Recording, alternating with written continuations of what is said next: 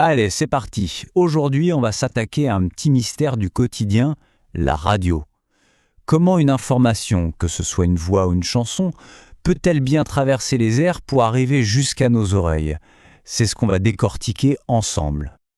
On appuie sur un bouton et hop, la musique est là. Magique, non? Mais comment ça marche au juste? Comment une chanson peut-elle flotter dans les airs sur des kilomètres pour arriver jusqu'à nous comme ça instantanément? C'est le mystère qu'on va tenter de percer. Eh bien, pour envoyer un message aussi loin et sans le moindre fil, il faut une méthode de transport, disons, assez spéciale. Les ondes, elles peuvent soit aller tout droit vers leur cible, soit, et c'est là que ça devient intéressant, rebondir sur l'atmosphère un peu comme une balle sur un mur pour couvrir des distances absolument gigantesques. Alors comment on fait? La solution, c'est une sorte d'autoroute invisible. Une autoroute pour l'information, empruntée par un messager parfaitement adapté au voyage à très grande vitesse. Et voilà notre championne, notre super messagère, l'onde électromagnétique. Ce qu'il faut comprendre, c'est qu'elle n'a besoin de rien pour se déplacer. Pas de route, pas de fil, elle fonce à travers le vide, à travers l'air, à la vitesse de la lumière. C'est littéralement le transporteur parfait. Et quand on regarde de plus près, sa structure est fascinante. Il faut s'imaginer une sorte de danse parfaitement synchronisée. On a un champ électrique qui vibre de haut en bas et en même temps, un champ magnétique qui vibre de gauche à droite. Et tout ça, ça avance ensemble à une vitesse folle. Et ce qui est fou, c'est que ces ondes ne sont pas seules. Elles font partie d'une immense famille, le spectre électromagnétique. En gros, les ondes radio sont les cousines de la lumière qu'on voit, des micro-ondes qui réchauffent nos plats et même des rayons X chez le médecin.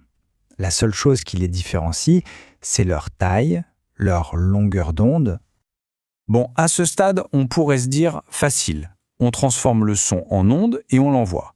Sauf que, il y a un hic. Et pas un petit. Un problème de taille, pourrait-on dire. Le truc, c'est que le signal de base, celui de la musique ou d'une voix, c'est ce qu'on appelle une basse fréquence. Et le problème des basses fréquences, c'est qu'elles sont un peu paresseuses. Elles s'épuisent très vite, elles perdent leur force et ne vont pas bien loin. Mais attendez, ce n'est pas tout. Le pire, c'est l'antenne. Pour bien émettre une onde, il faut une antenne dont la taille est plus ou moins liée à la longueur de l'onde. Et pour notre son de basse fréquence, il faudrait une antenne de, attention, 750 km de long. Oui, 750 km. C'est juste impensable. Donc, voilà le topo. D'un côté, les basses fréquences. Antenne monstrueuse, voyage minable. De l'autre, les hautes fréquences. Petites antennes, voyage impeccable sur de longues distances. La solution commence à se dessiner, non? Alors, comment on fait pour que notre signal lent et fragile profite de la vitesse et de la force des hautes fréquences? Eh bien, les ingénieurs ont eu une idée de génie. Une sorte de ferroutage des ondes. Et cette idée géniale, ça s'appelle la modulation. Le concept est super simple à comprendre. Au lieu d'envoyer notre message à pied, on va lui faire prendre un TGV. On va littéralement le greffer, le faire monter sur une onde beaucoup plus rapide, beaucoup plus endurante. Commençons par le commencement. On a notre message, c'est le signal de basse fréquence, notre musique, avec sa forme bien à elle. C'est lui qu'on veut faire voyager. Et ensuite, on a le véhicule, une onde porteuse, à haute fréquence. Elle est rapide, puissante, mais pour l'instant, elle est vide. Elle ne transporte aucune information. C'est une page blanche, parfaite pour notre mission. Et regardez maintenant le résultat spectaculaire de la modulation. Observez bien, l'onde rapide à haute fréquence est toujours là, elle pulse à toute vitesse, mais son contour, son enveloppe a pris la forme exacte de notre message original. C'est bon, le passager est à bord. Le message a fait tout le chemin, super. Mais une fois arrivé à destination, il faut bien le faire descendre du train, non? Le travail n'est pas encore fini.